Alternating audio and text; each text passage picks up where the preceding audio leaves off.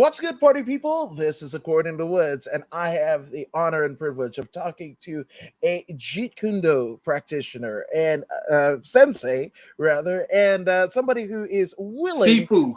Sifu. We call it Sifu, yeah. There you go. And then, despite being a Sifu in one martial art, is willing to humble himself and become a white belt in Brazilian Jiu-Jitsu. He is the one, the only, Larry Blouin. Larry, what's going on? What's up, man? How you doing? Doing good, doing great. I mean, kind of getting ready for the holidays, but is anybody really ready for the holidays? Never. And I just want to say thank you to you, man, for being like so open and cool and having me here. I really appreciate it. No, and a good shout out goes out to Karina, our good friend. Yeah, La Reina. Yes, La Reina, Karina La Reina, right? That's the Instagram deal. But yeah, no, she's so cool, Karina Herbert. So shout out to you, Mademoiselle, and I hope you and Jordan are well. But yeah, man, I dig, finding things out about different people. So when you reach out to me, I was just like, and then Karina was like, and it was almost like ping pong, and I was like, oh, I just talked to Larry actually, and what have you. But yeah, oh my goodness. So how did you start your martial arts journey? That's funny. When my sister's husband was a karate instructor, but I wasn't ready back then. I was like, maybe 9 years old. I wasn't ready. So, but all during my adult life, like most kids in my era, we looked up to Bruce Lee. So I always thought, I want to learn what Bruce taught. When I got older, right out of high school, it's like, yeah, I want to, but in my head, I always told myself, I want to learn from the person that Bruce taught. And this is pre-Google. That's how old I am. And so I'm like, where are you going to find these people that Bruce taught? So I put it out of my head and I was like, well, I'll just get a book or a DVD and I'll just read about, his art. Fast forward years and years later, I'm working. I used to work at a television show. And I saw this guy there, and this is like the second season. And I see this guy that I would always see every now and then. And he was at craft service, and he just started talking to me about martial arts. And I was like, what martial art do you teach? He said, Jeet Kune. I was like, what? He said, yeah, I was trained by two of Bruce's private students. At this point, I'm kind of like looking up to God, like, pardon my French, but like, are you fucking with me? Yeah, that's what I wanted. You know what I'm saying? And I was like, I couldn't believe it. Then he went to the next stage over, came back and showed me a magazine of him in he was Inside Kung Fu and Kung Fu magazine, and another one. And he's in there with one of Bruce's students, Sifu Jerry Petit. And Sifu Jerry was demonstrating on him. So I said, hey man, he said I was gonna open my school, but my wife got pregnant, so I went into the family business. He's a set decorator, and they make a lot of money. Yeah. So, and his dad used to do it. His dad actually used to do it on Gilligan's Island. Whoa. Yeah. For the youngsters might not know what that is, but anyway, yeah, I told him, so yeah, man, when you start training people, let me know. And he said in a couple months I will. And then I started training with him. And after like 6 months or so, he was like, yeah, man, I'm getting close to opening up the school, the physical location. And he said, I would like you, and there was a couple other guys I was training with at the time. He's like, I would like you, Shelby, and Chris to be instructors there and whatever. And I was like, oh, okay, cool, whatever. And then, we finished up the lesson. When I went home that day, I'm driving like, what makes this guy think I could teach? Right? I was like, what? I was just happy to learn Jeet Kune from somebody that was trained by two of Bruce's private students. I was in heaven. I was like, teach? I didn't. I said, maybe he sees something that I don't know about. So yeah, then after that, man, it just all happened. I met Linda Lee, Bruce's wife, in the meantime, and just, I got certified. So my instructor was trained by Sifu Ted Wong and Sifu J Petit. So my original instructor is Sifu Dane Junad, who's an amazing martial artist. And shout out to Sifu Dane. And Sifu Dane introduced me to Sifu Jerry, who was a direct student of Bruce's here in the LA Chinatown School. And then I got certified directly from Jerry Petit, Bruce's student, Sifu Jerry Petit. And what Bruce would do, they were private students. So Sifu Ted Wong, Sifu Jerry Petit, the Wednesday night group in Bruce's house in Bel Air, he would take people, the people at Bruce's school, you were moving at like a little slower pace, but people that were in the private sessions, Bruce would show you what he was working on at that time. So it's more advanced. And he used them as guinea pigs, and it changed their life. Yeah. Bruce would use it. Yeah.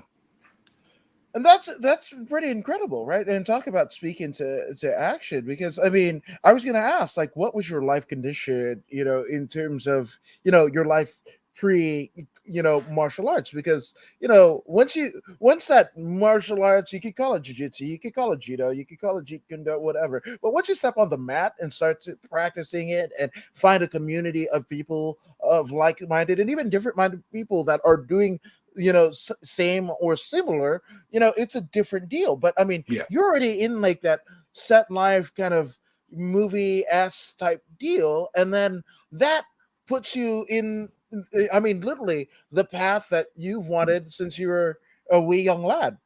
Yes. So what my life was like pre that, it was very much like 10 years before I met my instructor. I was on this path already of like self-discovery.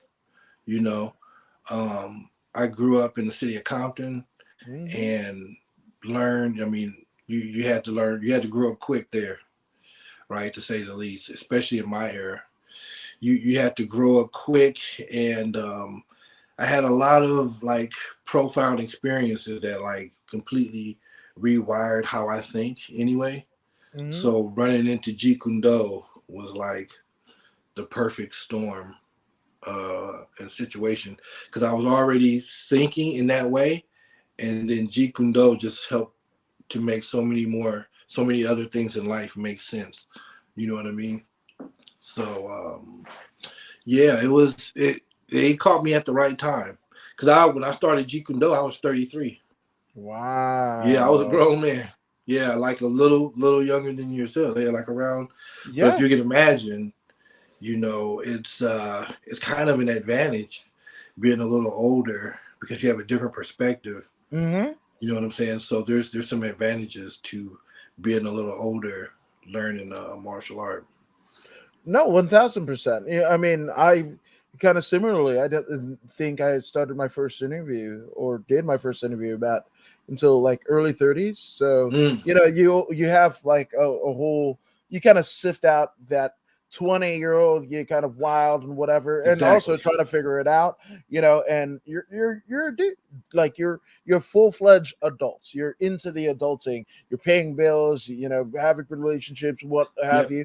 And I think that at least in my case, was a little bit better than maybe the 20s and whatever, trying to chase it, to kind of have some life experience under your belt. Pardon the pun. It makes it you appreciate it, because you'll see guys and gals all the time, that have been training since they were young or whatever, and there was this point maybe in their late teens, early 20s, mid 20s, where life, school, relationships, whatever gets in the way. They want to party, what have you, and they don't really appreciate it. And then they come back, and it's almost like starting at ground zero, because so much has changed in their the years since their sabbatical, right? So they're almost at base. There's some things, muscle memory, that come back instantaneously, but then they're just some that it's just a miss, and they're right along with you. So the fact that you're able to appreciate the time, like if you're paying for classes, like you have to do some wizardry with the bills and what have you, and find some disposable income and figure out traffic and what have you, to get there. And it's really an honor to be on the mats in it. It is, man. It was when we're mentioning being 20 in your 20s and stuff like that, and developing as a human being. I was thinking about something that I always say, the people that I talk to. You need some fucked up shit to happen to you. You will grow quick. Yeah, if you go through life and not really much has happened to you, that's fine. But like you really get pushed when you have enough things happen, especially you have a couple big incidents in your life where, stuff hit the fan and you had to scramble and learn. Speaking of scrambling, grappling, you know what I'm saying? In jujitsu, you're gonna wake up real quick when you're scrambling with a person and they're just ragdolling you, you know, putting you in any position that they want to. You know what I'm saying? That's why I love jujitsu. Obviously, I love Jeet too, but yeah, jujitsu is so visceral. You know what I'm saying? Because you're scrambling, trying to survive when you're sparring the whole time. So it's nothing like pressure to turn you into who you need to be. Yeah, absolutely. Without pressure, a diamond is just a lump of coal, right? And there's this trope, right? And all for positivity, but the positive vibes only. I mean, fuck that. Because when have you done some superhero shit, right? When somebody, your love interest, doesn't love you the same way, or the boss or family member says you ain't gonna be shit, or all of these things, right? Yeah, I believe like a little bit of grit goes a long way, right? So you need, some of that acrimonious whatever the fuck to happen. you need it. It's a good guide. Um, David Goggins. I'm sure you're familiar with David Yes. Goggins. He's I used to follow that guy like back in like '07 or way back in the day when he didn't talk. His wife, his like first wife, I believe, who was a nurse, would write the stuff on this little blog, and I would follow him all these years. And then one day he popped up in this book, a book that didn't give his name. It was called 30 Days Living with a Seal. Yeah. And as soon as I read the description, I was like, that's Goggins. That's Goggins. He's Yeah. the only person I know that crazy. Um, so yeah, he always, the way he sometimes people I think misunderstand him, but he is always grinding, keeping his mind because of how the life he lived and how he grew up.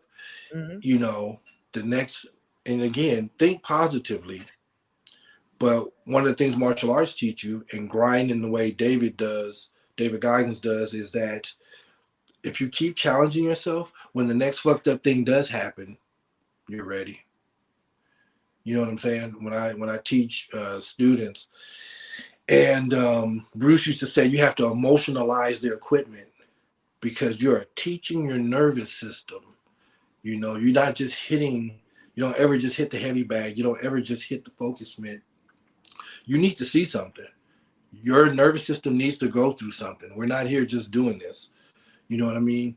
Bruce, and even in his movies, when he's like, wow, doing all that, it's because, and even for the movies, he wouldn't drop it because his mind is going somewhere. Like to really defend you, I'm going to talk about this for a sec. When you have to defend yourself, hitting another human being is not natural. Mhm. Being in these situations and confrontations with human beings, it's natural to avoid confrontation, fight or flight. So you have to train yourself that uh, you go through this all the time in your training. You emotionalize equipment so that when it does happen, I do this every day. The Mhm. other person, they're all upset and they're fire, and then after the fight, they're like, oh, they got this black cloud over their head. But you can walk away from it like, this is another day. I do this all the time. You know what I mean? So somebody came in here right now. This is the street is right here. I have like a little patio. Somebody broke in here right now, and I got in a scramble with this guy. It'll be what it is because not like I'm some superhero. I might get my ass kicked. I don't know. But to my nervous system, it won't be anything new Right. because I think along these lines of all the time. I always tell people, like, for me, if I get attacked, I don't have fights. I survive encounters. I don't have fights. I survive encounters.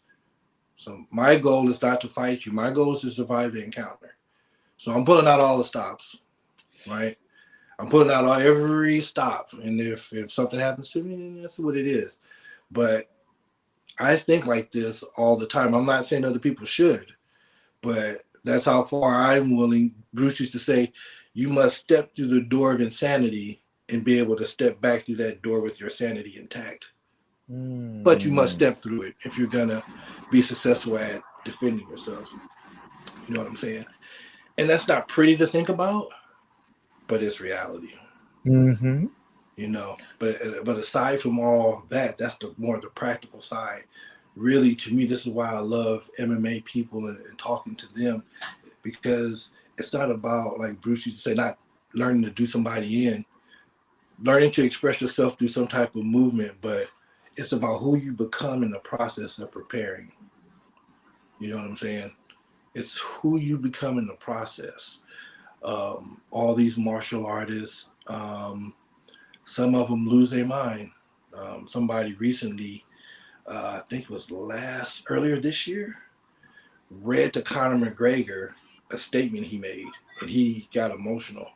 Mm-hmm. And they said, but basically in the statement, the person read back to them, "You said this in 2013," and he was talking about how I may lose my mind in the process of doing this. But my mom is going to have a nice house. My kids are going to be taken care of, and all this. He said, I'm slow. I'm losing my brain doing this, but it's going to be worth it." And they asked him about it, and he had to take a moment because he was getting emotional. He said, "Yeah, he said it was all worth it." He was like, basically said, "I'm batshit crazy, but it was worth it because he is, now, does that mean everybody should lose their mind? No. But you're not living if life is not changing you, if you're the same person you were 5 years ago, Mm-hmm. you might want to look in the mirror and do an inventory, because you should be radically different than who you were 5 years ago. Radically. No, 100%. Which Jerry's saying, Larry getting all me all hyped up, What up, all Jerry? hyped up. That's a Yes, coworker. What's up, Jerry? yes. And Tyson Duckworth out of Ketchikan, Alaska, saying preach. Mr. Uh, Duckworth.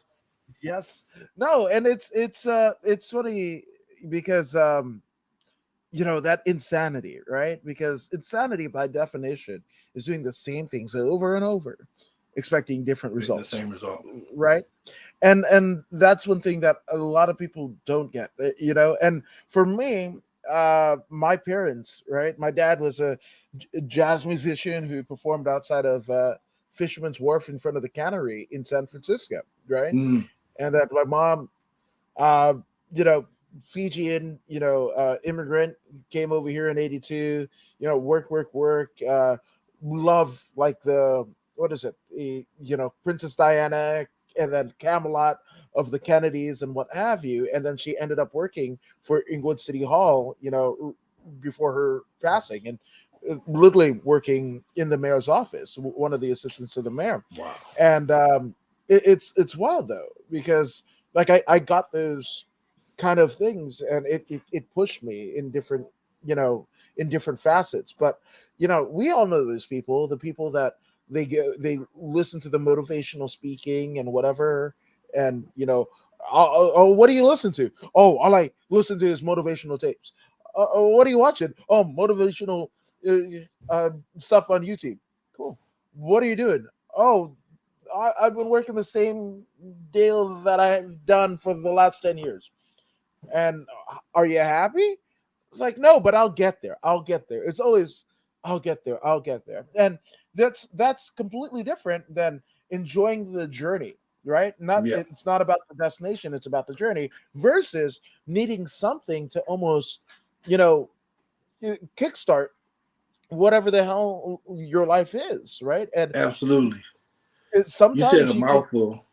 yeah, and sometimes all of that stuff goes into the ether, because do you remember what Zig Ziglar said, 3 motivational speaking things ago, or 4 biographies ago, or whatever? It just gets lost in the ether. Like, when are you going to do it?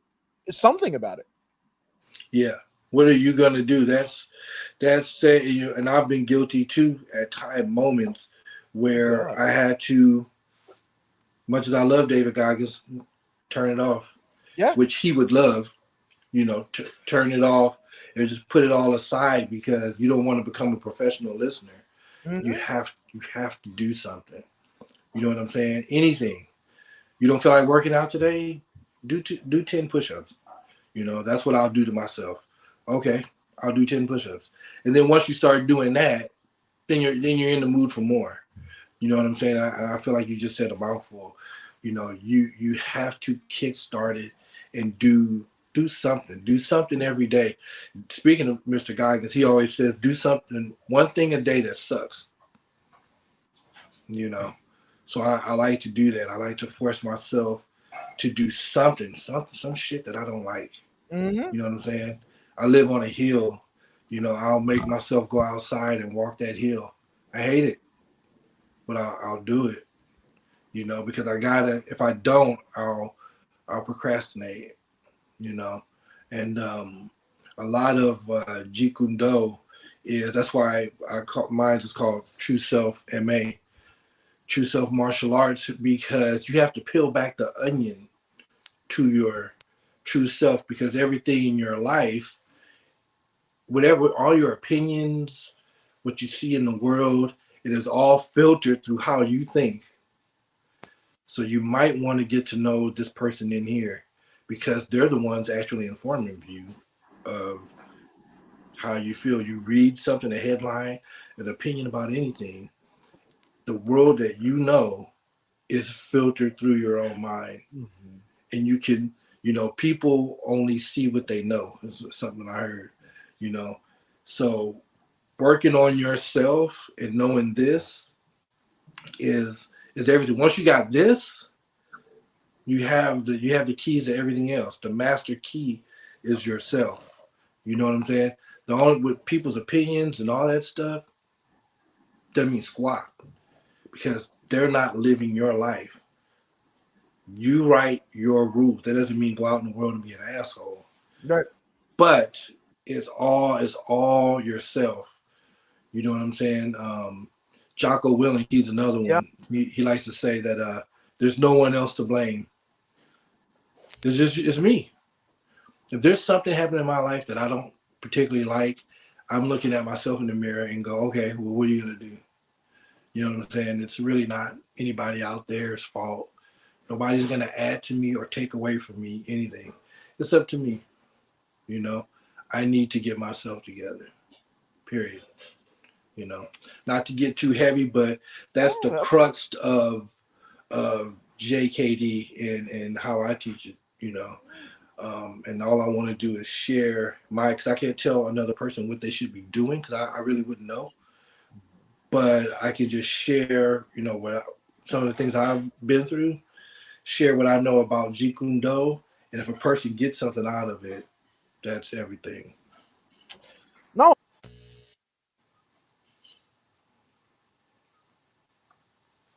I lost the audio. Oh, Oh, can you hear me? yep, All right. No, it goes back to that jump starting, right? Some people need this big, I'm going to teach one day I'm going to be teaching to thousands or what have you, and it's just yeah, like it doesn't have to be as grandeur or as grandiose as that. You can teach one person, and that one person, their reverberations basically filter out to that hundreds and thousands. Now, big you time. directly didn't you know didn't preach or teach to that that 100,000 or whatever that you thought in your head and you envisioned for yourself. But I mean, if your student does, right? And what is that martial arts trope of the teacher has become the student, right? And when the Yep, student becomes the teacher, on the flip side, isn't that what you want as a teacher? Like, to right, for the yeah, every generation to kind of one hundred take percent, it one step further. 100%. Yeah, and I feel like that was Bruce's thing too, is that upon his passing, upon his death, he definitely wouldn't want Jeet Kune Do to look like it did when he left.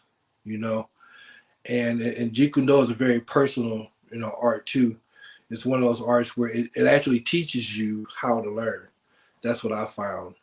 And I feel like everything is evolution. You know what I mean? It's all moving. It's all evolving.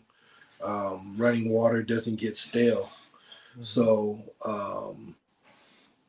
the I think one of the things we all want as human beings is peace.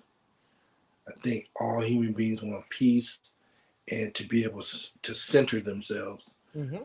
And if you're taking a martial art, it will center you. A lot of people I don't think realize, like, they see these martial arts like the MMA guys who are in the ring, and they go, oh, some people say, oh, it's too brutal, I can't watch it, whatever, but they don't really see the beauty in it, especially. And you've talked to many, many, many fighters, the self possession that they have when you're talking to them, because these guys put themselves through a ringer twice a day minimum.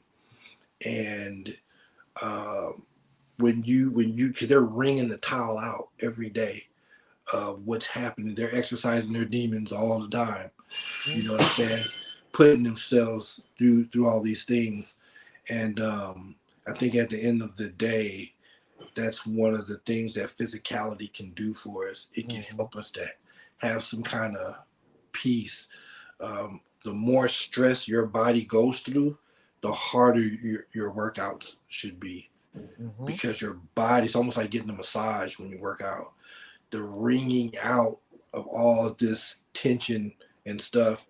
And the guys, people think that the fighters are faking.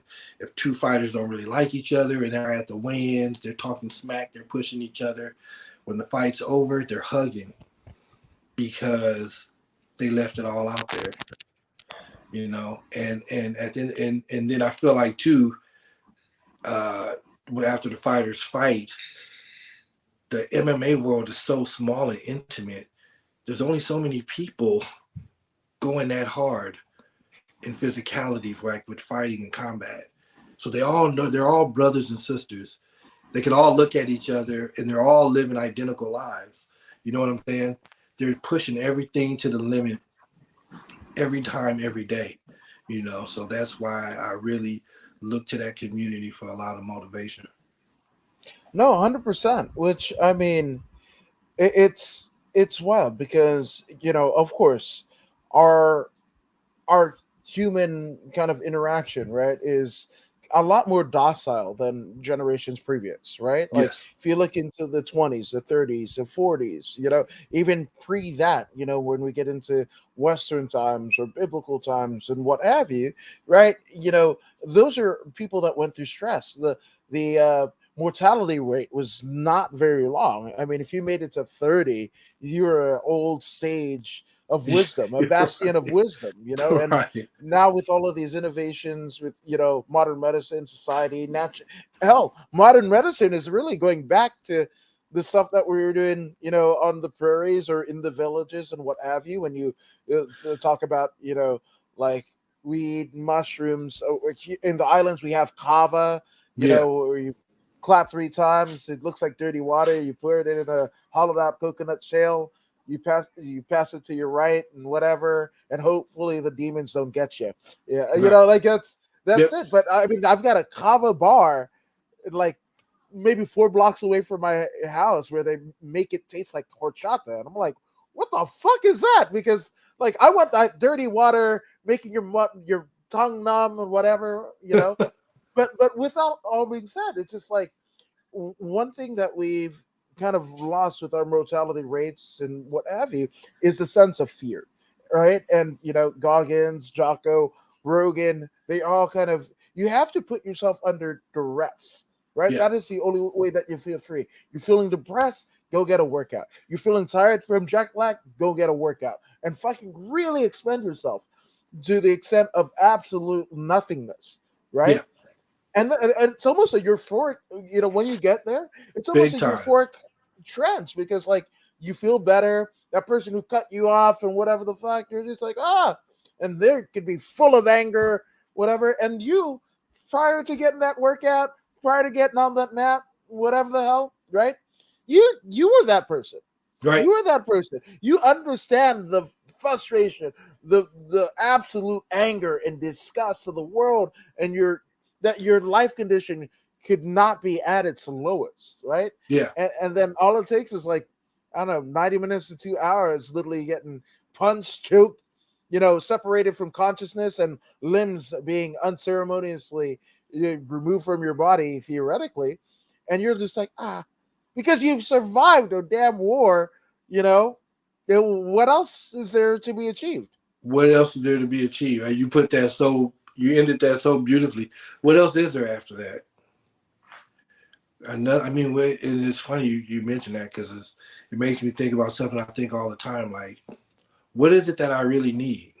Food, shelter, some water. You know what I'm saying? But to be honest, we're conditioned. You know what I'm saying? In society, we think we need these things. And there's nothing wrong with having things, but at what price? Mm-hmm. What you were saying about the old school medicine and stuff. I think we're starting to and I want to punch myself for what I'm about to say. I'm not a tree hugger kind of guy, but we're starting to reconnect ourselves with the earth.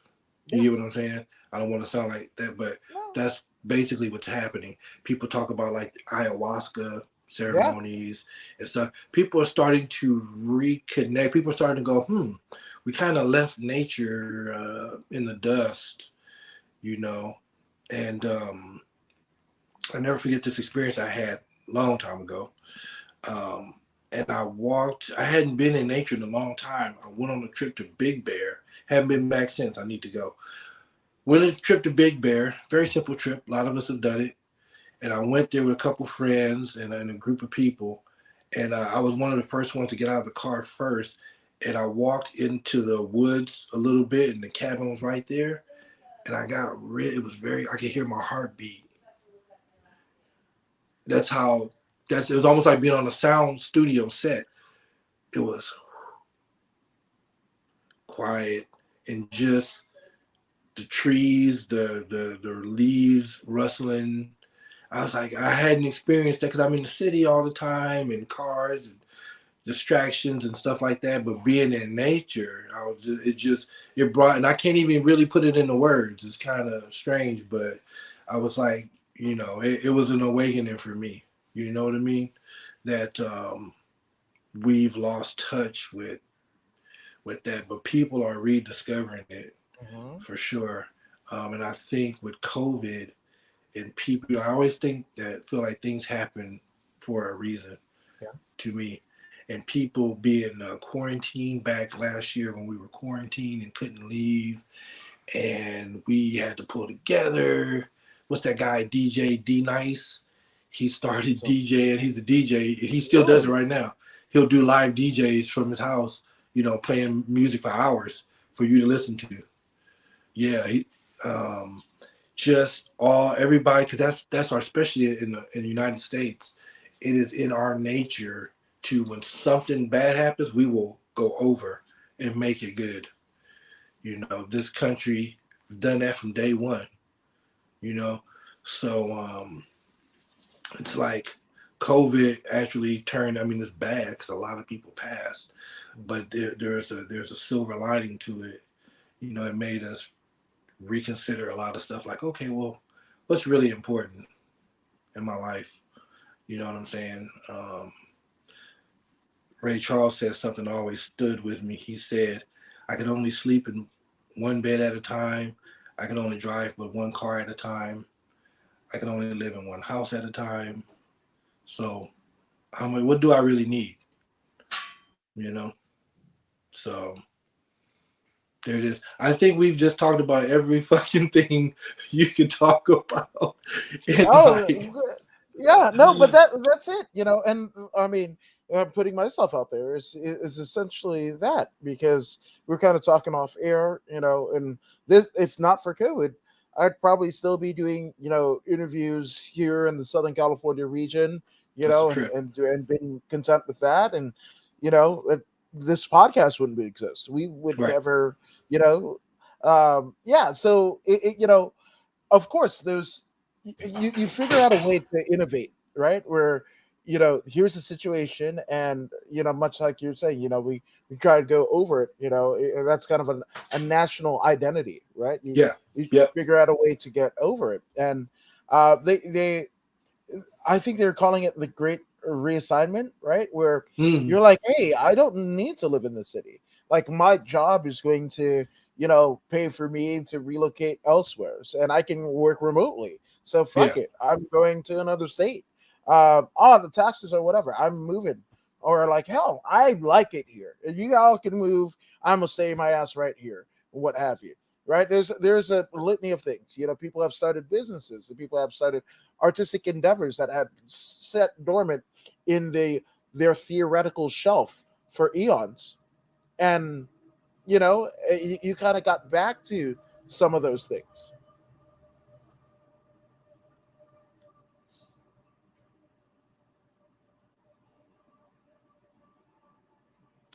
I i think I know what happened.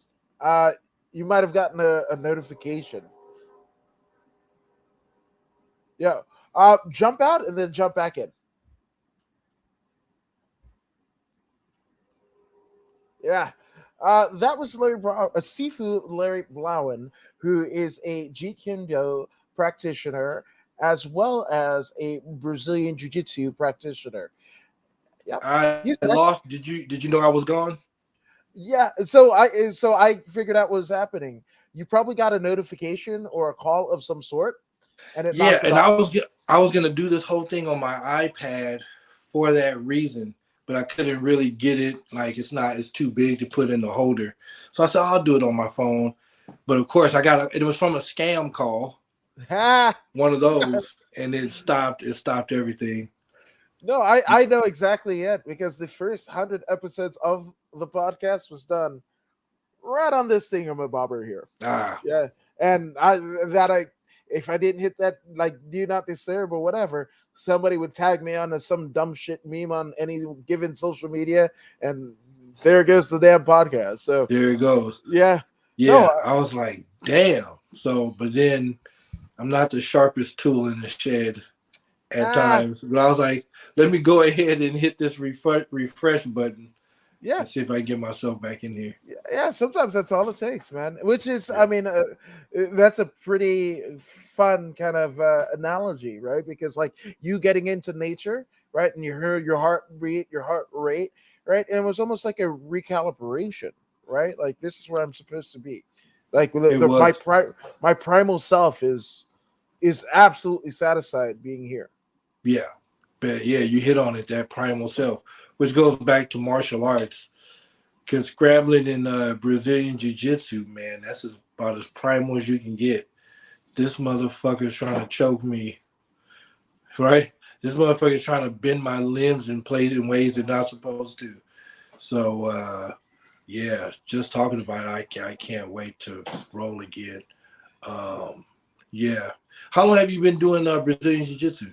Well, it's funny. So I did. I do it in spurts. I mean, it's almost like my love life. It's like I go all happy, and then he just fizzles out. No, but I did 6 months like straight to like 7 days a week, twice, two Yeah. times a day at times because I had a one of my coworkers was a blue belt at the time, so we would go to lunch, and this was in Bakersfield, California, in the Central Valley, Mm. and essentially, he lived in Palmdale, a good hour and change away, and I lived in town with him during lunch, and we would take an hour lunch and just sweat and what have you.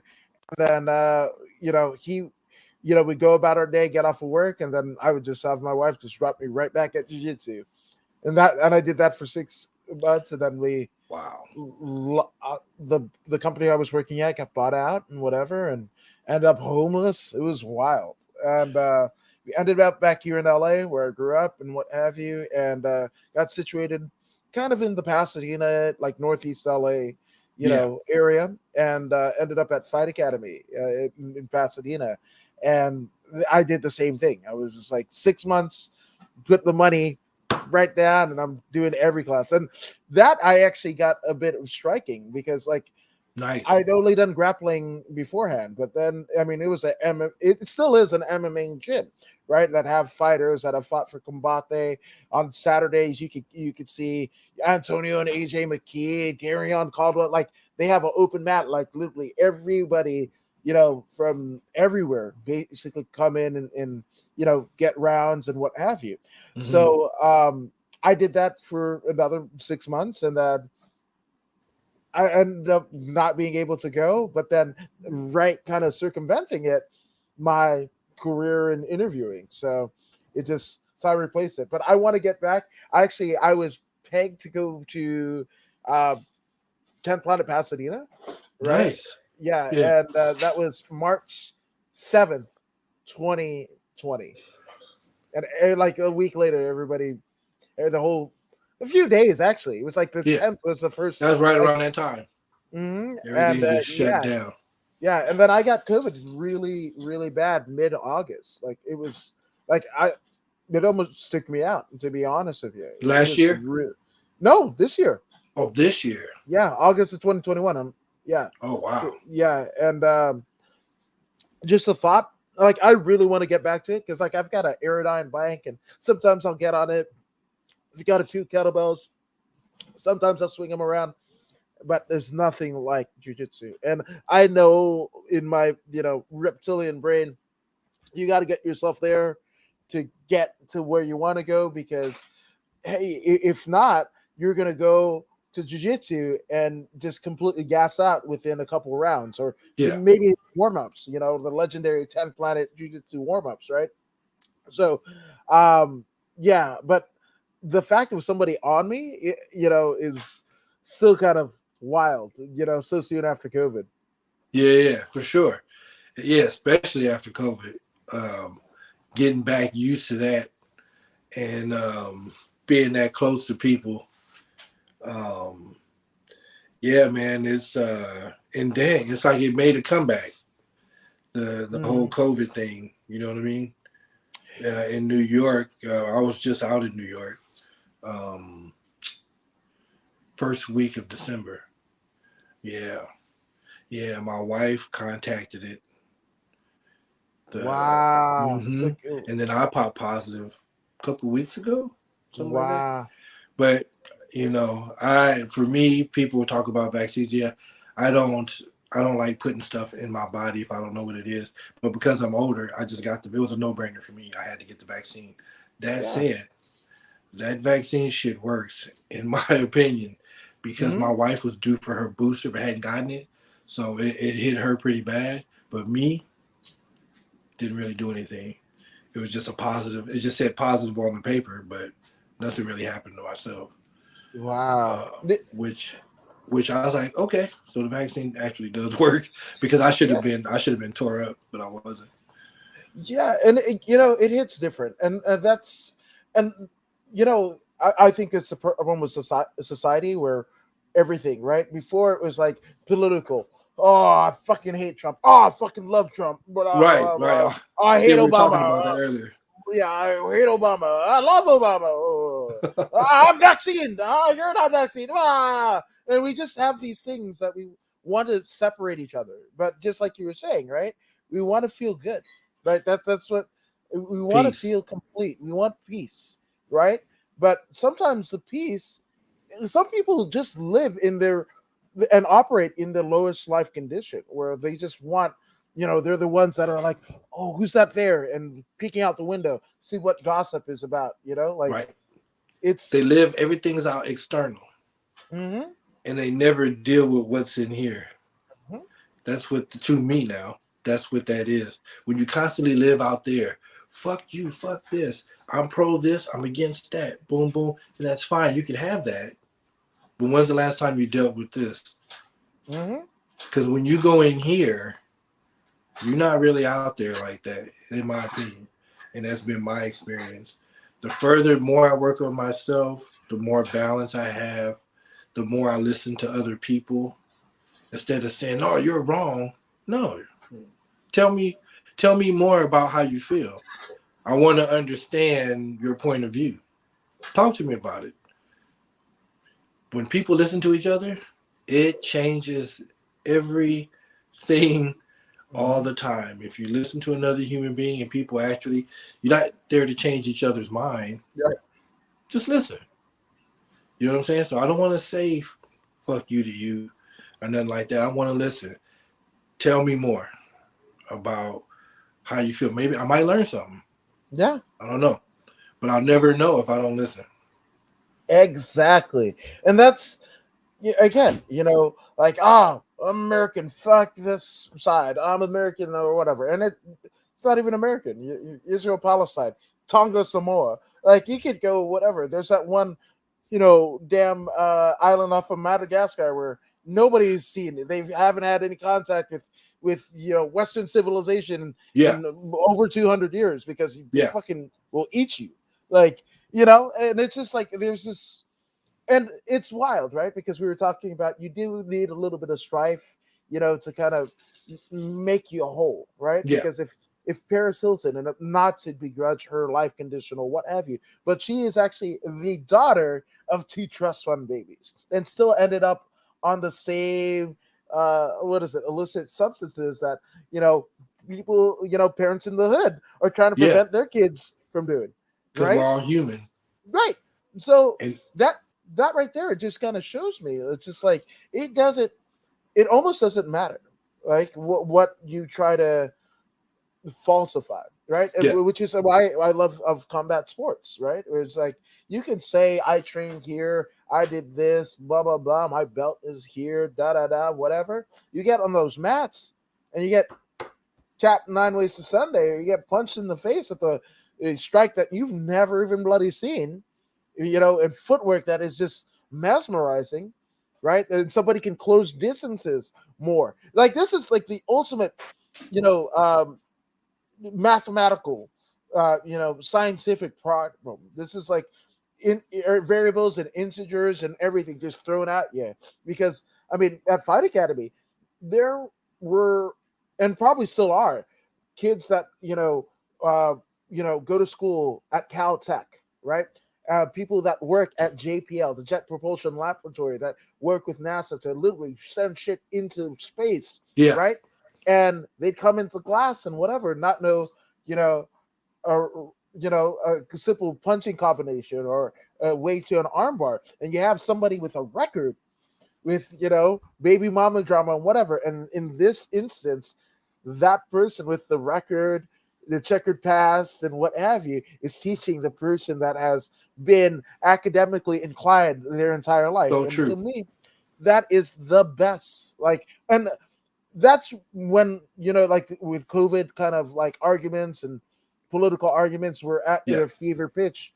I was just like, you guys need combat sports in your life. Like that's it. And then when people within combat sports, the community were fighting with each other, I'm like, fuck, what the hell? Like that's your coach or that's your student. You formulated a game plan for them to not die.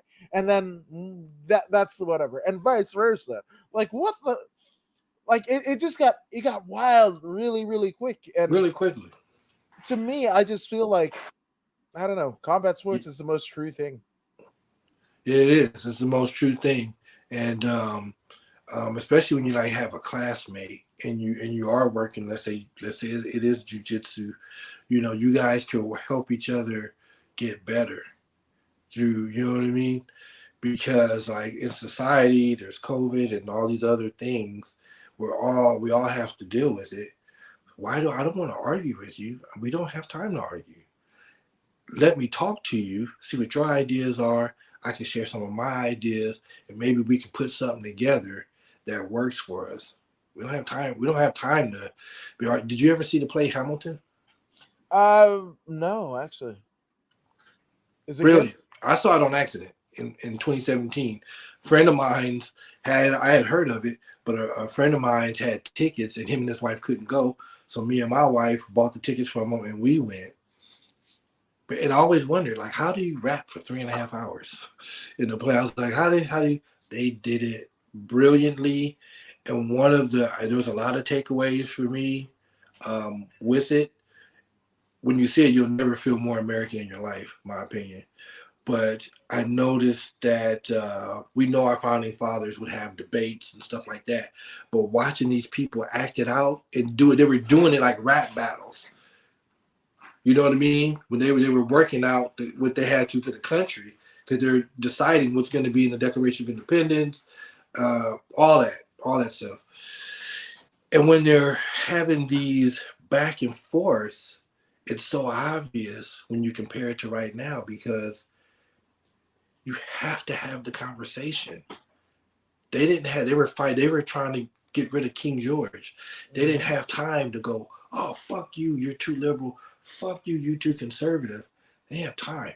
But they still battled each other, but it was for something bigger. They knew it was for something bigger. So it was like, oh, well, I think, the how can I say, the conversation, I don't want to say the argument has to take place, but the conversation has to take place. You need to talk to the person that you don't agree with. Mm-hmm.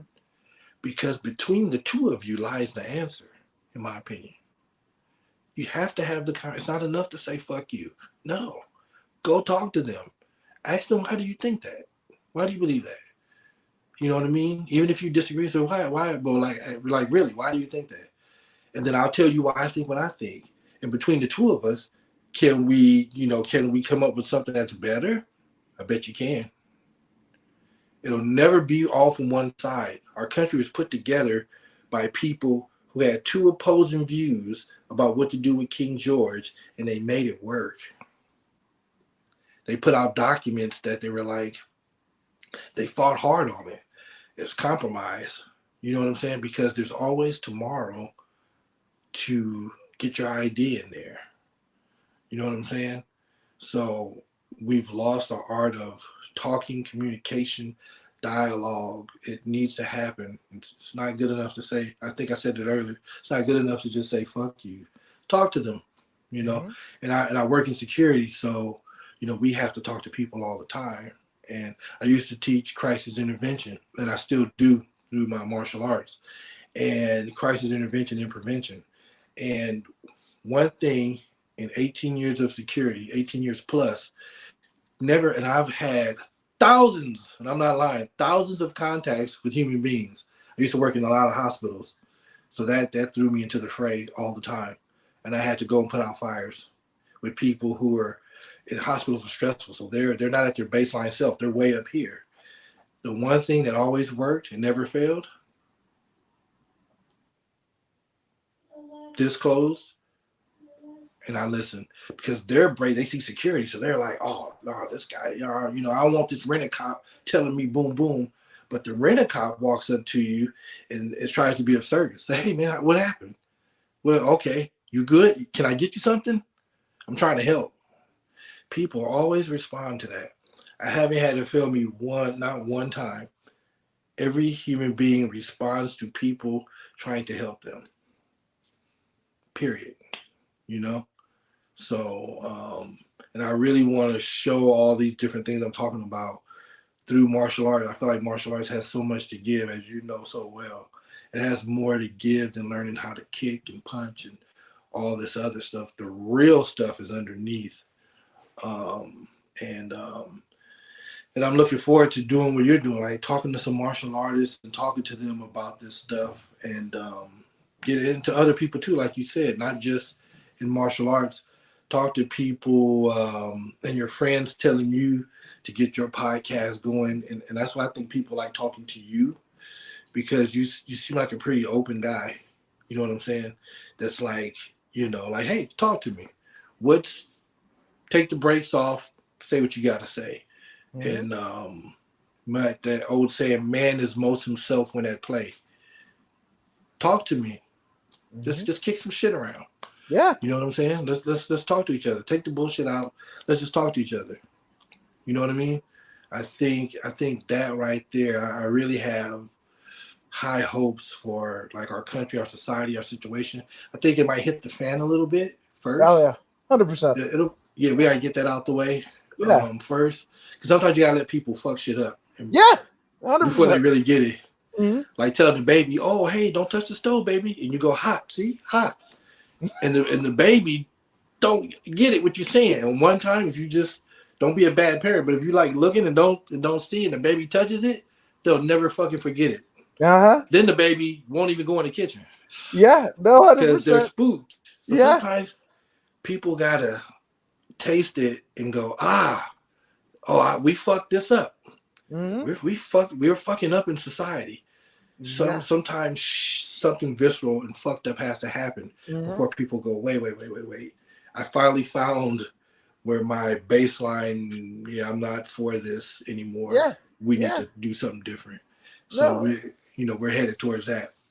Out 100%. of that, I think we're gonna be okay. Yeah, that's the hope. That's the hope. But yeah, That's the hope. so and Candace Welch says, yeah, I'm finished. Candace. Yes, and Audrey Krashka's Brazilian VR and Oh Helen. man. Right on. Hello. Which it's funny that you say that because like it's something that I mean my wife and the youngest son don't really. Uh, I mean it's not a high point in my style of parenting, but to me I did it for a reason. There used to be a time where my son, the youngest one, Owen, um, he would wait up for me, right, and I would get off late and whatever about 11 o'clock 11:30, and he was in diapers and whatever, and he saw fit, especially me being pro wrestling MMA head or whatever, he saw fit to jump on the couch where our couch was situated, and I opened the door, he could spring up and leap into my arms, right? So one day I was like, I know he's gonna do this, so I just go and sidestepped him. He hit the ground like a ton of bricks, and then the look on his face, and then my wife in the hallway looking at me, staring daggers. But I was trying to teach my son that, hey, I'm not always going to be there to help you figure shit out and what have you, right? You gotta, and there's you can't just leap, whatever, like. Right. Are you trying to attack somebody? Or are you trying to, And also, this is not like if you're at a dinner party. Hell, we're going out at the damn Golden Corral or whatever the fuck, right? We're at Sizzler, whatever, and you're jumping off the damn salad bar, motherfucker. I'm gonna snatch your ass out the sky and throw you into the something, whatever. But but to me that was a teaching lesson. I was just like, as much as I want to be there and dad and coddle whatever, but how much of it really has an almost adverse reaction in the worst Yeah. ways. That old school lessons. It's funny. I saw, I think it was yesterday or the day before, I saw this video somebody put up. I think it was on IG, and it was John Wayne, and he was in this thing in this movie, and then he was standing by a lake, and this kid was like, "Oh, I don't know how to swim," and something. He said, "You don't," and he picks him up, and he just tossed him in Yeah. there. And this lady walked up and was like, "Why did you do that?" or whatever. And he was like, "Well, he's swimming." The lady was like, "He doesn't know how to swim." He's like, "No, he's swimming." That's which sounds barbaric by today's standards, but that's the world I grew up in. I think you grew up like that too, Mm-hmm. where you know, society was a lot. I don't want to say harsher, but it was just different. It was reflected in Stern. our sports too. Oh Like yeah. in the NFL in the 70s and 80s, people would like punch each other and do whatever. You weren't thrown out the game. Next play, Yep. you know, Mm-hmm. you weren't kicked out. You were just like, hey, break it up, knock that shit off. And then you went back into the next, and I'm not saying that's good, but you know, speaking of sport, like Michael Jordan, that's how good Michael Jordan was. They were breaking Michael Jordan up. He Mm-hmm. was getting elbows and everything, and he was still the greatest. Especially like the Detroit Pistons, they used to jam him up Oh all the time. yeah. It was a different. We were a little bit more, and we got soft. There's really no way to. We got soft, and it's reflected in our sports now. Shout out to all the athletes now, but we got. And it's funny because when I look at pro sports now, I think it's going back to the way it used to be, very slowly. I think professional sports players are going back to the grittiness. We need to not coddle each other as much. Sometimes shit happens, and we just have to deal with it. COVID too. I used to tell somebody. I used to tell a coworker. This is back in 2016. We would be talking about life, and as you can see, I like to pontificate and share what I think. And I was telling them, we were talking about society, and I was like, people always say, I can't wait till the good times get here. And I told them, I was like, this is it. I can go right now to a restaurant. Right now, as we speak, this restaurant has chickens that have been cut open. The feathers are off, and they're rolling on a grill slowly. All I have to do is show up. I have some paper or a card. I give it to them. I go to the next window. The bird is all chopped up. I didn't kill the bird. I didn't do shit. I just showed up. And after I make that little exchange with them, I go to the next window and they hand it to me. We have a delicate ecosystem because as COVID showed, there were long lines at the store with these trucks that are bringing in this fresh food, which only has like a 3-day shelf life. The fresh food around the supermarket, not down the aisles, but around the supermarket, that shit is only for a couple days. These trucks stop running. Do you know how to grow food? Right? The good days are fucking now. We got it fucking good. I can go fuck up a double right now. Yeah. Which is made out of cow that I didn't have to kill. Nope, not at all. It's all little lettuce and onions. And it sounds silly to say it, but like when you really stop and think about it, these animals, when we had to kill animals, these animals are already killed for you to eat. Shout out to the vegetarians. I'm just using this as, just talking about life. They kill shit too. You don't get to be a vegetarian without killing shit.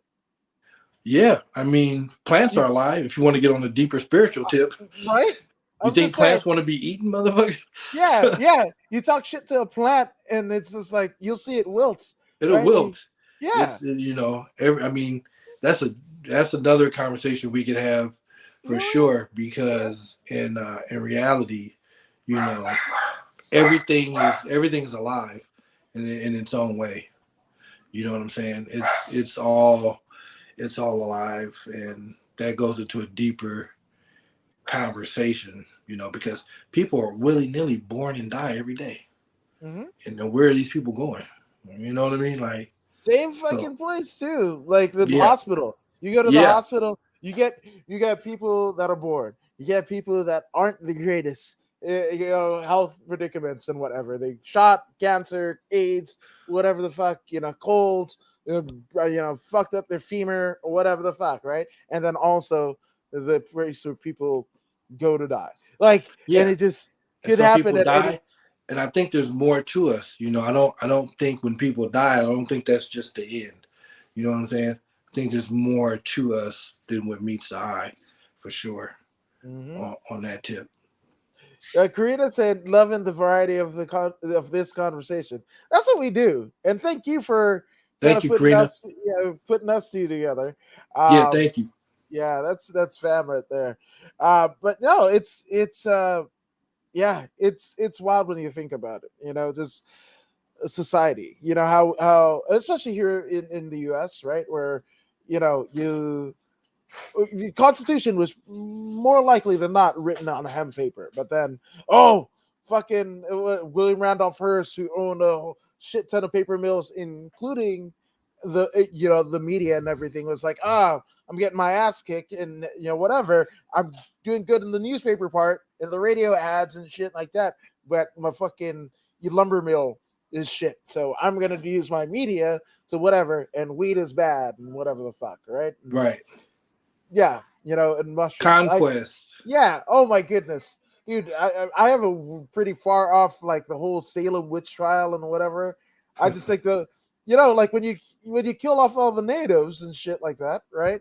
You don't have the context of the people that were like good plant, bad plant, good animal, bad animal. So I think, especially in like that northeastern kind of region, I think They fucking cooked up a whole bunch of fucking psychedelic mushrooms into stew, and it was like, fucking red hair. We don't understand that. You're born without a limb. You're a witch. And with Right. the very kind of like, hey, we're gonna fucking burn you at the stake, and or sink you to the bottom of the fucking sea with the boulder attached to you. And if you float up, we're gonna kill you still. Or if you walk from the fire, we're gonna kill you still. Right? Whatever's the remnants are, right? Right. But also, if you die in either if you burn alive or you drown, well, guess what? You at least have the social clout that you're not a witch. Right. We have proof. The fuck? And again, you see it today in Instagram and whatever, those verified check Nothing's marks. changed. It's nothing. Nothing's changed. People just like go blindly into whatever, and believe whatever. And it's funny. Like punks and metalheads, right? They're anti-establishment, right? But fuck around and don't listen to the same band that they listen to. And you're not punk enough. You're not metal enough. Yeah. Right? I always feel like no matter what group of people you bring together, it will always subdivide. Because again, not to go too deep, but the individual is divided against themselves. So if you get a bunch of individuals, that group will subdivide because by nature, people are contradictory within themselves. Yep. Sort of like the Lord of the Flies, that book, a group of kids, the plane crash, and the group divided. Whether it's gangs, whether it's politicians, there is always a divide. You get 100 people, strand them on an island, there will be two divisions. There will be two groups for sure on that island. And back to like the Salem witch trial, what you bring up, it all goes to the same thing. When people act outwardly, it's because they are looking for security. So if I do this to that person, it'll make me feel better about myself. But that doesn't work that way. You got to go in here and do the work. You know what I'm saying? You got to work on yourself. You put drugs in there. You put alcohol in there. You put gossips and rumors about other people so that you can feel more centered and like, oh, I'm over here. This person is down here. None of that shit works. It's always going to bubble back up. The stuff that you don't deal with, it'll always bubble back up. You know what I'm saying? And I think we're definitely moving more into a health conscious type of thing about what we eat. Physical activity. This is some of the best stuff for us is dealing with our shit. You know what I'm saying? And helping each other out. The more I just work on my own self, the less I want to see you fail. Yeah. Because I've been there. Fuck, I don't want to see you there. You know how long it took me to dig myself out of that fucking hole? Yeah. The last thing I want to do is hate on you. Fuck that. I want to pull you up and you pull me up. I fuck misery. I don't want to shit all over you. That ain't gonna make me feel good. I want you to do well too. Yeah. We lost that small community feel, because back when people a long time ago, we lived in villages of like 75 to 150 people, according to archaeologists and stuff like that. It was more manageable. As a matter of fact, we deserve a medal. There's 400 million motherfuckers in the United States, and we're all a big-ass village. The fact that this hasn't jumped off the rails a long time ago is a miracle, because it's hard to manage 400 million people. It's much more manageable when it's 75 to 100, and you didn't really even know what was going on in the next village. Joe Rogan said something some years ago, I heard on this podcast. He was like, I don't know if I'm set up to know that there was a tornado in Oklahoma, for instance, and all these other things which are horrific, and prayers to the people that just had the recent tornado in Kentucky. But, are we set up to physically take that in? Because our heart break for these people. And then we have another thing a baby got ran over, or this or that. So we're taking these things on board, these things that are happening 5,000 miles away from us. And it's like, and Joe Rogan was saying, he said, I don't know if we're set up to be Mm-hmm. taking this much on like this. You know what I'm saying? So I think there's a lot to be said for community. And I think COVID kind of made things like real small, Mm-hmm. where you're checking on people. Hey, how you doing? Whatever. I got a mask on. You have a mask on. We're just checking on people. How's your fam? You Yeah. would hear that a lot more. Like, how's your family? You okay? You guys good? You Yeah. need something? Oh, you guys got COVID? You can't leave? Hey, we'll drop some groceries off at your doorstep. You Yeah. know what I mean? Just community stuff. Um, yeah, but uh, it's funny that, and again, that's why I call it true self MA, because no matter what I think and what I say, it always goes back to the individual.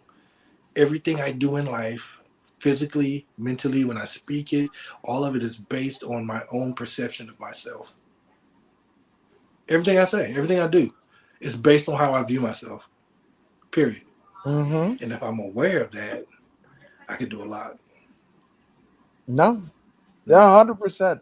Now, speaking of a lot, because I've been wanting to ask you this almost from the jump, but he's somebody to me that's very near and dear and important, pivotal, to not just mixed martial arts, but a litany of things. But one, Judo Gene LaBelle. And the reason why I ask is he is someone who is credited for teaching Bruce Lee and a litany of others grappling, right? Judo and catch wrestling. I have a Um, great it- story about that. okay, let's go. So, Bruce and Gene knew each other. They used to, Bruce, to make money before he was on the Green Hornet or any of this other stuff. He used to choreograph fight scenes in movies. Him Mhm. and Gene both do. They would work on the same movie sometime. So one day they had some words on set. They know each other. They're friends. They had some words on set. So they kind of like stayed away from each other. And Bruce was turned this way watching a rehearsal. Gene got behind him, put him in a hole, took him to the ground.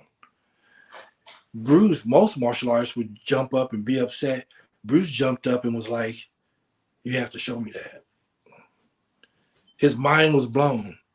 Bruce was completely fascinated, and that's why in in Enter the Dragon, Bruce in his last full movie that he was able to make, that's why there's grappling at the beginning of it.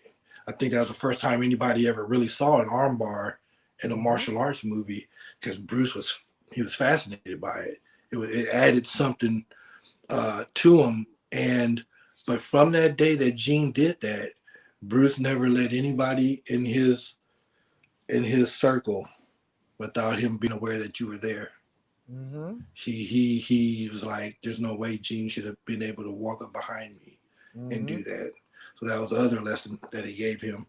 Um, this and I do it too. It was passed down from Bruce to Sifu Ted Wong to my instructor Sifu Dane Junot to myself, that I'll be at the grocery store still after 18 years. I'll still be, there'll be somebody there, and I'll play games like ask myself, what would I do if this guy turned around right now with that bottle in his hand and just swung it? That little thing right there will really work on your reflexes. But anyway, I went off on a tangent, but that's No, I love my it. my Gene LaBelle story, who's a great master. It blew Bruce's mind, Yeah. and made him pay attention to grappling, because if you don't have grappling, you have nothing. To me, you have Yeah. nothing. It's I it's the it's the supreme art. yeah. Uh, I when people ask me, like in regular times when they find out what I do, they're like, "Oh, I'm thinking about doing martial arts or whatever. What should I do?" And I'm always like, grappling. I don't care if you call it sambo, judo, catch wrestling, jujitsu, or what have you, grappling, because doesn't matter if you're black belt level, karate, what have you, world champion boxer, novice boxer, Muay Thai, blah, blah, blah. What happens? You have to establish your distance, right? Yeah. But if somebody's behind you, there's 75% of your arsenal right out the window. And then that's even the remaining 25, somebody takes you to the ground, that's it. It's a right? wrap. Right? Yeah. So so I say grappling, and especially if you're maybe not the biggest person, you're a female, right? Or you're the body types don't lend you to generate too much power or what have you in a particular strike. And again, you can miss that person. All they have to do is that and thwart it, right? So That's if a you great. get pushed, yeah, and if you get pushed to the ground, well, guess what? A lot of, especially Brazilian Jiu-Jitsu, catch wrestling, you're fighting off of your back, right? Yeah. That is, that is the bread and butter. That's 75% of all of the takedowns, whatever, can be modified to fight from your back, where other disciplines won't. So that's it. But going back to like Judo Gene, to me, I was lucky enough to be around him, as he was phasing out That's his crazy. his because he was a um not the he was a judge for a lot of MMA shows, or a couple of MMA shows here in California when I started out. And I would it would be like throwing water on a robot, because I'm like, do I ask him Bruce Lee stuff? Do I ask him about his long list of movie credits that he had, or do I ask about his fucking mom, Eileen Eaton, who ran the Grand Olympic Auditorium, that saw Roddy Piper, Chavo Guerrero Sr., Muhammad Ali, Andre the Giant, superstar Billy Graham? And again, his mom was a female promoter in the 60s and 70s when I never knew that. Yeah, no, that's the Grand Olympic. When I'm going down the 10 East, right opposite the Staples Center, and I see it, and it's a Korean church, and nothing against Korean churches, but that's a fucking Grand Olympic Auditorium, by God. And with the things that if those walls could talk, man, that is one of the pantheon of especially LA, sports, anything. That the Grand Olympic, was erected to house the cycling, for whatever I remember. Olympics that was, right? But Ali, Rolling Stones, there's so many people that came through the Grand Olympic. But Eileen Eaton was the one who basically ran the wrestling territory, right? That's crazy. I never knew. Yeah, and if somebody got too big for the britches and didn't want to top the title, didn't want to do the job, well, you thought your opponent was coming out, but out comes fucking Judo Gene in his fucking wool tights, and whatever wrestler fucking laid whatever title, whatever the thing that they were holding on to that the mom wanted to fucking have them drop. Well, guess what? It got dropped right there in the fucking ring in front of everybody at the Grand Olympic Auditorium, because Judo Gene was going to stretch you 9 ways to Sunday. So that's what I would just. What do I ask him? What do I ask him? What do I ask him? And me being a wrestling head would always fall with wrestling, and he would put me in a hold, and I was just like, "Oh, I'm so glad that we're friends, because I know he could end me. All 80-year-old, whatever, he could end me right the fuck now. This is a person who's like, Steven Seagal didn't think anything of Judo Gene's holds and whatever, and guess what? He made him shit himself. You know that story, right? I've heard that. I did hear that somebody did do that. Yeah, no, it was Judo Gene. It was Judo Gene, because Steven Seagal got cute, because Judo Gene is older, and I think it was in his 60s at this time. This is like in the late 80s, early 90s, or whatever. Seagal was at his peak and what have you, and it was like, you can't do that to me, Gene. It was like, okay, and then it's like, let me know when you say uncle, right? That's the catch wrestling. Say uncle. Didn't want to do it. Steven has all of his, non-essential yes people around him. So he, fucking pride of a lion or whatever. He taps. Nope, no tap. He goes out and shits himself. Yep. It's Grappling wins. Grappling wins. that's a whole nother conversation. The male ego. Yeah. No, it knows no limits. It's like, because if you're really into martial arts, all you have to do is look at grappling. You don't know that works. Just look at it. Why would you put yourself in that position? You know, there's, God bless the Gracie family. They, I think, Henner and his brother, they put up, I think they're the ones that put up all this, but you can go on YouTube The and Gracie see breakdowns. like a 16-year-old Henner Yeah. with these grown men and some other Gracie people would go do these challenges, and they would, be on the mat, people from other disciplines, and jujitsu won each time, Mm-hmm. And like you said, people, like, even with me, people want to, if somebody asks me, oh, what's the art that, I really want to learn how to protect myself and boom, boom, whatever, you know, and they go, and some people say, I really want to know, what you teach and boom, boom. And I tell them about Jeet Kune Do and everything. But I say, if self-defense is really your end game, and you want to know the thing that you're learning beyond any doubt will work, you need BJJ. That's Mm-hmm. where you need to be. You need to do some grappling first, because if the other person knows it and you don't, it's done. It's done. So you have to have the grappling. Now, and I always tell them, I'm not telling you not to train with me, Okay. but to be honest with you, you should do BJJ. And if you're really stuck on doing Jeet Kune Do, cool. I will train you up, but go and do the jujitsu, and it'll make you even better at Mm-hmm. jujitsu. But go do the grappling, Mm-hmm. because to really be able to be competent Yeah. at defending yourself, you gotta have grappling. Mm-hmm. Just you have to, and also too, for people that are beginners that never train in martial arts, with BJJ, you could screw the stand up. You can screw it up. You can mess it up and boom, boom, boom. But all you got to do is swim and get a hold. Yeah. You're gonna be all right. It's a wrap. You can fuck all this up. You can Mm-hmm. fuck this up completely. All you got to do is get close, Mm-hmm. and you got them. Especially if they're bigger, because Yeah. gravity is different down there. Mm-hmm. It's a little bit more even. Mm-hmm. And if they don't know jujitsu and you do, you're gonna be okay in most cases. So I always tell people, like, I'm not telling you not to train with me, but if self defense is like really your thing and you want to know beyond a shadow of a doubt that you can pull this off, BJJ all day, All damn day. all day. Yes.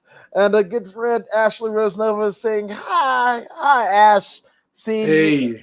Hey, Ashley. Hopefully, your holiday shopping and getting ready is getting readier. So, yeah, that's it. Getting readier. There Yeah, we go.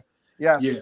But obviously, Sifu Larry, you have come a long way in your journey, not just in martial arts, but through life. And you couldn't get there without the community around you, right? So take as long as you need. Let as Ashley's like, bam, bam. There you go. I like it. But let's get some shout outs out of the way. For sure. Well, the guy that started it all for me, his name is Sifu Dane Junod, Junod. He lives in Las Vegas now. Most complete martial artist that I've ever seen and known in person. The way he learned martial arts was meant to be. He actually used to live in La Cañada. For those that don't live in Southern California, La Cañada is way far north of the Bay Area, Torrance, which is where there was a Jeet Kune Do. I'm drawing a blank. There was Well, someone teaching Jeet Kune Do here, very well known, and he wanted to learn from this gentleman. His mom was like, I'm not driving you down to Torrance. So he had, as luck would have it, he had to learn Wing Chun up there, which is Bruce's first art, right? So he learned Wing. If you learn Wing Chun first, Then you learn JKD. You're very fortunate. And then he left Wing Chun and learned from two of Bruce's private students. So it was like the perfect storm. And Sifu Jerry, I believe, started with Bruce from the beginning of JKD to the middle, and Sifu Ted from like the middle to the end, something like that, very roughly. And my first instructor got bookend. He got both. So shout out to Sifu Dane Junod, who gave me all the tools I needed to understand martial arts. I'll forever be indebted to this human being. Great guy. Sifu Fran, who we do like a recertification thing once a year. It used to be once every 2 years. But anyway, we just did it this October. It was great seeing all the other JKD instructors. So Sifu Fran Petit, Sifu Jerry's wife, Sifu Fran Petit Joseph, I have to give Sifu Fran a shout out for always being in my corner, helping me to promote my teachings of Jeet Kune Do and sharing my experience. So Sifu Fran, thank you so much. I have another good friend in JKD. His name is Eric Montgomery, Sifu Eric Montgomery. Thanks for being a great guy and always having my back. And I'm probably forgetting some people, but those are the main three. And shout out to the Gracie family too, over in Gracie Academy over in Torrance, where I'm getting my lessons. Where I'm getting taught my lessons in Brazilian Jiu-Jitsu. They have a great school over there.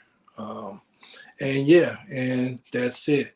And to Karina La Reina, thank you so much for introducing me to Adam. And also thank you to, I have a personal assistant named Candace. Thank you to Candace, who basically runs my life for me and helps me with all this. So I'm totally indebted to my friend Candace. And that's it. And the wife. I get strangled if I don't say something to the wife. My wife, Stacy. Absolutely. No, 100%. Shout out to the wife, Stacy. But a shout out to you, Larry, for doing this. I can't thank you enough for doing this. And thank all of you guys out there for joining us here at According to Woods. And if you haven't already done so, go ahead and like, share, and subscribe to the According to Woods podcast on Facebook, YouTube, and Twitch. Oh, even Twitter. We're on Twitter.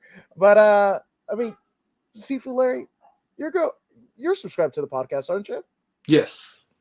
Dang right. So be like Sifu Larry. Subscribe to the podcast if you don't believe me or Sifu Larry. Well, here's Zeta Zhang to help convince you. Hey, this is Zeta Zhang. Make sure you subscribe